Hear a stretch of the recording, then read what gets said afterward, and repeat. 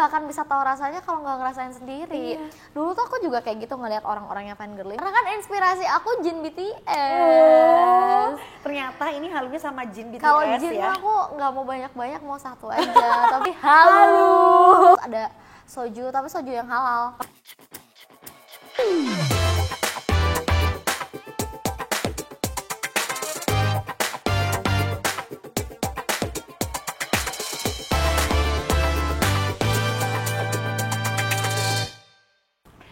Selamat datang di Teritori Teman Cerita Inventory. Ada Indi Arisa lagi di sini yang kali ini akan ngobrol barengan sama perempuan lucu dan imut, dan dia adalah salah seorang jebolan ajang pencarian bakat yang suaranya khas banget ya.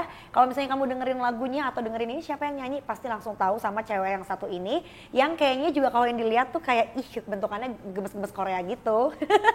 Langsung aja kita akan ngobrol ya barengan sama Ghea Indrawari. Hai semua. Ghea apa kabar nih manis? Baik, aku baik alhamdulillah. Ghea nih kalau misalnya dilihat lagi sering bolak-balik Bali. Apakah akan pindah ke Bali juga seperti musisi-musisi yang lain nih? Aduh, kalau pindah belum ada rencana ya, cuman emang kesana karena sambil kerja juga, jadi aku enjoy banget bolak-balik gitu. Betah aja Betah gitu aja. ya. Oke, jadi FYI teman cerita, Ghea ini adalah salah seorang tamu indie di Teritori kali ini yang dari kamu pasti udah banyak banget yang request kan kemarin-kemarin. So, jadi kita kabulkan wishlistnya kamu. Yeay! Didatengin Ghea-nya ngobrol sama indie ya.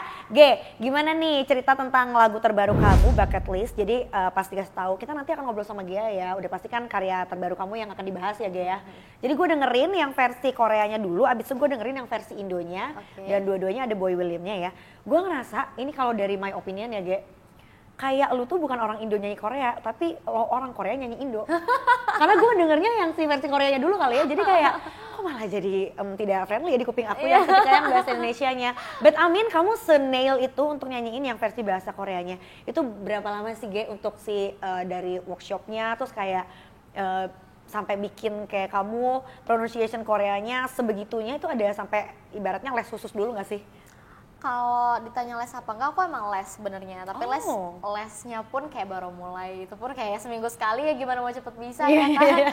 Cuman waktu tahu aku bakalan bikin versi Korea buat Bucket List ini, aku langsung kayak kontakin tempat les aku, kan boleh nggak bantuin aku untuk intensif. Iya kayak dari Tayang Culture tuh aku minta bantuan gitu ditranslate ke bahasa Korea, karena kan takut ya, maksudnya kalau misalnya mau minta terjemahin sama orang-orang yang sembarangan kayak yang tahu-tahu aja gitu kan, takutnya pasti denger orang Korea, ih kok cheesy sih liriknya. Iya. Atau kadang kita suka lebih takut sama orang yang pinter bahasa Korea. Betul, gitu ya kan? Betul, yang ngerti tuh kayak apa sih pronunciation-nya kayak gitu. Jadi aku dari dibikinin liriknya sampai recordingnya pun aku di-guide, ditemenin sama tim dari Tayang itu, dari tempat les aku gitu. Dan aku kan emang udah lama banget ya, kayak aku udah belasan tahun deh ngikutin Korea-Koreaan, jadi emang udah familiar aja bahasa Korea di kuping aku, dan aku concern banget tuh sama si pronunciation-nya.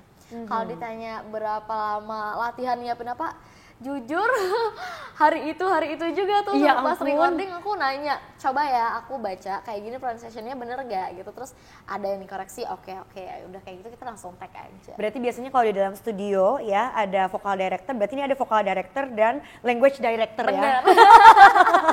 Gila, emang kalau apa-apa tuh harus totalitas, karena ini kan akan jadi karya yang diputer-puter berapa kali ya Ge, jadi emang harus perfect mungkin ya. Dan emang seumur hidup akan jadi lagu aku. Betul. Gitu loh, jadi aku pengen yang sesuatu yang ya total. Dengan lo yang udah terbiasa nonton Korea, denger orang ngomong berbahasa Korea gitu Ge, ketika lo denger hasil akhirnya pas udah rilis karyanya gitu, lo puas gak dengan hasil pronunciation lo?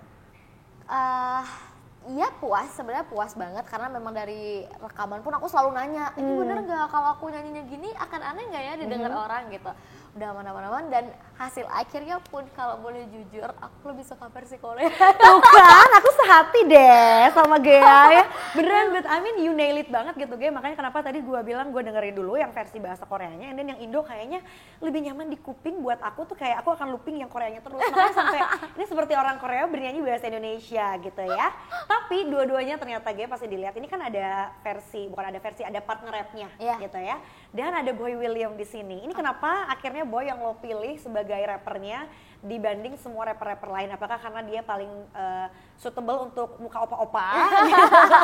Dari lo sendiri jujur yang milih atau dari tim manajemen atau label? Jujur yang pertama kali mencetuskan Boy William itu adalah teman aku yang bikin demonya sama aku. Jadi ceritanya kita lagi bikin demo bareng-bareng. Terus aku bilang, aku kepengen di lagu ini aku ada rap-rapnya gitu. Cuman kebayang tuh ya dari awal. Iya, cuman yang di pikiran aku nge-rap sendiri, maksudnya ala-ala aja gitu loh. Terus teman aku itu malah bilang kayak, kalau aku Boy William sih. Terus aku awalnya kaget gitu, kenapa Boy William? Kayak yang semua orang tahu, bahkan Cowboy-nya sendiri pun mengakui kalau ya gue bukan full time musician man gitu loh. Kayak selama ini ngerilis lagu yang nge-rap juga iseng-iseng doang gitu kan. Aku juga kayak, kenapa tiba-tiba Boy? Terus aku inget-inget lagi, kita pernah cover-cover bareng gitu. Aku nyanyi Cowboy nge-rap, aku lihat lagi kayak, iya ya, kenapa tidak Cowboy aja? Terus aku juga udah kenal, kita juga Korean enthusiast sama-sama kayak gitu kan. Jadi kayak, ya udah deh aku pengennya Cowboy. Akhirnya ngobrol sama manajemen, ngobrol sama label juga kayak, Cowboy aja ya udah akhirnya Cowboy. Terwujud lah ya. Mungkin itu gimana untuk akhirnya bisa nge-guide Boy ngisi di bagian nge-rapnya gitu, lo termasuk puas banget gak sih dengan hasilnya? Wah puas banget karena dari awal itu kan yang nulis si rapnya itu kan Cowboy sendiri gitu. Oh dia yang nulis sendiri ya? Iya karena aku bilang aku gak bisa nulis rap gitu, aku bisa nulis lirik di bait tapi aku gak bisa nulis lirik rap karena susah kan nyari yang beda aja gitu ya? Iya beda aja gitu kan. Terus yang kedua aku kepengen Cowboy-nya nyaman gitu kan. Terus aku nggak expect apa-apa ya, maksudnya yang penting ada part rapnya aja. Ternyata pas kita ketemu mau recording, Cowboy kasih denger hasilnya ke aku kayak bagus gitu. Jadi kayak aku seneng banget, jadi tambah excited. Ternyata melebihi ekspektasi aku bahkan gitu. Oke, terus kita lanjut ngobrol ke dalam isi lagunya ya teman cerita. Ini kan nyeritain tentang cewek yang kayaknya punya 3 permintaan ke cowoknya. Seperti Aladin ya Gea ya, 3 permintaan. Tapi kalau dari interpret lo sendiri itu 3 permintaannya tuh apa aja sih sebetulnya? Apa ya? 3 permintaan ke cowoknya? Bukan ke cowoknya sih sebenarnya. Aku mau minta apa ya? Waktu bikin lirik ini tuh kayaknya aku mengalir gitu aja sih si liriknya. Jadi permintaan intinya tuh ya itu, jadilah kekasihku. Kepengen pacaran aja nih. Karena kan inspirasi aku Jin BTS. Ternyata ini halunya sama Jin BTS. Kalau Jin ya? Aku nggak mau banyak-banyak, mau satu aja, tapi jadi pacarnya. Iya yang lain kayak udah, bye aku mau sama Jin doang. Please, gitu ya. please. Tapi ngomongin tadi kan lo bilang liriknya adalah cewek yang kayaknya gue pengen banget sama nih satu cowok. Lo percaya nggak sih Ge kalau ada selalu satu orang dalam hidup kita yang kita tuh nggak akan pernah bisa dapetin, yang kayak bikin kita kenapa sih dia tuh enggak aku dapat ntar Jin, aku dapat. Oke, terus ada satu liriknya nih yang pasti kayak gini nih Ge. Satu persatu kutuliskan mimpiku dari hal terkecil hingga yang paling mustahil. Nah kalau misalnya dari lo ada nggak sih pada saat lo memasukkan unsur kolaborasi dengan Boy itu yang lo bayangin gitu, yang kayak lo minta sama Boy gitu? Enggak sih, mintanya bukan sama Kak Boy sih, nggak ada yang aku minta sama Kak Boy. Itu 3 satu persatu kutuliskan mimpiku dari yang hal terkecil sampai yang mustahil itu kan ada di bait awal ya. Mulai dari main salju, naik limusin, jadi superstar tour keliling dunia tuh itu yang aku anggap sebagai dari yang kecil banget, kayak aku pengen main salju gitu, yang sampai sekarang belum kesampaian gitu. Nanti lah ya, mungkin setelah pandemi berakhir kita traveling lagi. Iya, sampai aku pengen jadi superstar punya tour keliling dunia, nah itu dia. Ibaratnya dari wish receh sampai wish yang wow wish gitu yang aduh bisa gak ya gitu. Dan itu bener-bener wish aku beneran, bener-bener di bucket list aku beneran. Tapi ternyata aku menemukan fakta nih teman cerita bahwa Gia ini adalah seorang Pisces yang dreamy. Itu kata halusnya dari halu gitu ya. Kalau SpongeBob tau gak di sini ada pelangi? Imajinasi ada pelanginya, iya. Because I am also a water sign dan my best friend, dan katanya jodoh terbaik itu aku adalah Pisces. Jadi aku tuh kadang suka Pisces is my weakness gitu. Nah dan gue tuh ngerti banget karena some of my best friends yang Pisces gitu ya emang suka dreaming-nya tuh yang kayak itu yang akhirnya bikin Pisces tuh selalu imajinasinya keren banget. Tapi itu juga yang selalu bikin kita kayak motivated gitu loh. Kita termotivasi untuk ngejar mimpi kita itu, jadi nggak cuma sekedar halu ala-ala gitu. Itulah dia kenapa mungkin banyak orang Pisces yang jadi yang kayak kreativitasnya tinggi banget, karena dia tuh halunya nggak nanggung-nanggung Bo gitu. Jadi mimpinya tinggi, begitu dapatin karyanya achieve tuh yang kayak wah emang bagus banget kayak gitu. Nah, kamu ngerasa nggak sih kalau misalnya emang kamu bisa punya impian apa segala macam tuh karena ada kepisesan kamu yang sering daydreaming gitu? Iya banget lah. Kayaknya daydreaming tuh udah jadi darah daging aku deh gitu. Aku almost every day selalu kayak yang aku ada aja yang aku bayangin, kayak misalnya aku konser di sini, atau aku beli apa, atau aku punya apa, atau aku kemana gitu, selalu ada. Dan itu tuh bukan cuma yang halu-halu ngebayangin gitu, tapi bener-bener dirasain kayak oke, one day pakai feeling gitu ya? Pakai feeling gitu, oke, one day ini akan terjadi yang kayak gitu-gitu. Jadi dibawa happy aja sih, dan emang maksudnya dari lagu ini aja deh contohnya, lagu Bucket List ini kan dari halu aku. Halu aku yang suka nulis mimpi-mimpi aku itu gitu, jadi karya gitu. Oke, berarti wishlist yang dikumpulkan apa-apa aja jadi Bucket List ini gitu ya. Terus juga kamu ngerasa gak sih kalau lagu ini tuh adalah point of view-nya Pisces yang emang menurut kamu nyambung tadi berarti? Iya. Ya? Tuh kan, seneng ya jadi Pisces tuh kayak imajinasinya banyak. Iya, jadi kalau mau nyari inspirasi bikin karya dari mana? Dari daydreaming aku aja. Ya, bener banget. Banyak banget tau. Aku sebelum ini juga lagu aku tuh ada satu lagi, judulnya Keajaiban. Itu juga lagunya tuh aku ciptain buat Jin BTS. Itu buat inspirasinya adalah Jin BTS. Inspirasinya dari mana? Dari aku melototin posternya Jin aja, malam-malam gak bisa tidur gitu. Udah dapat satu lagu kayak gitu. Ya, tapi lo termasuk yang fangirling gak sih? Karena as we know ya, termasuk my little sister, dia army banget, terus udah gitu kayak bisa banget ya yang kayak fangirling sampai segitunya, sampai beli semua merchandise-nya, semua penampilan dia di talk show mana lah, di mana tuh dia nonton. Lo termasuk yang gitu juga nggak? Gitu banget. Cuman aku kalau merchandise kayaknya nggak segila itu deh, karena aku anaknya tipe yang kalau aku pengen banget punya ini ya udah aku punya. Kayak orang kan ada nih yang punya album, aku harus punya empat-empatnya nih, 4 versi, 4-empatnya aku harus punya. Aku enggak gitu, yang penting aku punya satu aja nggak apa-apa gitu loh. Tapi kalau misalnya stalking mereka, ngelihat di repost-repostan orang ya apa, jangan sedih. Every day. Mungkin every hour bahkan ya. Iya, aku harus banget tahu hari ini rambutnya Jungkook kayak gimana ya, hari ini Jin pakai baju apa, aku harus banget tahu kayak gitu. Terus kayak ikut-ikutan nyariin kayak kok udah 2 minggu nih RM belum nge-post kayak gitu-gitu, belum posting, gimana nih, kemana nih, kayak gitu lah. Dicariin seru. Ya ampun, seru banget. Karena orang tuh nggak akan bisa tahu rasanya kalau nggak ngerasain sendiri. Dulu tuh aku juga kayak gitu ngelihat orang-orang yang fangirling tuh aku heran. Iya. Karena orang sih yang fangirling gitu? sekarang tuh dulunya tuh sempet skeptis yang kayak apa sih, tapi tiba-tiba wow. Benar gitu. gitu, sampai akhirnya aku ngerasain sendiri, even kayak cuman ngelihat foto bias aja tuh kayak langsung mood tuh langsung, yang tadinya bete tuh langsung cerah banget hari gitu. Wow, bisa merubah mood ya, yang tadinya kayak bete jadi made my day gitu. Bener.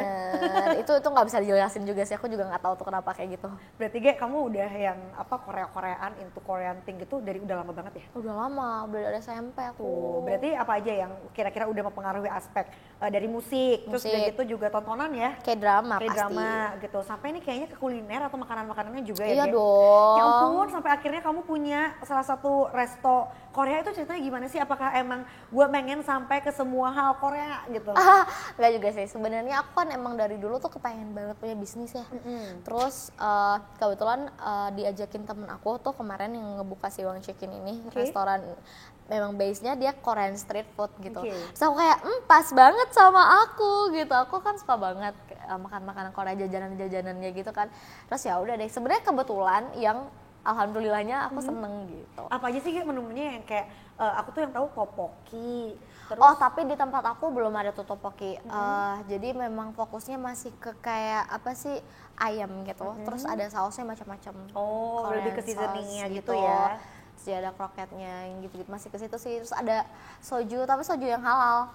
Oke tuh. Kemarin akhirnya aku nyobain tuh.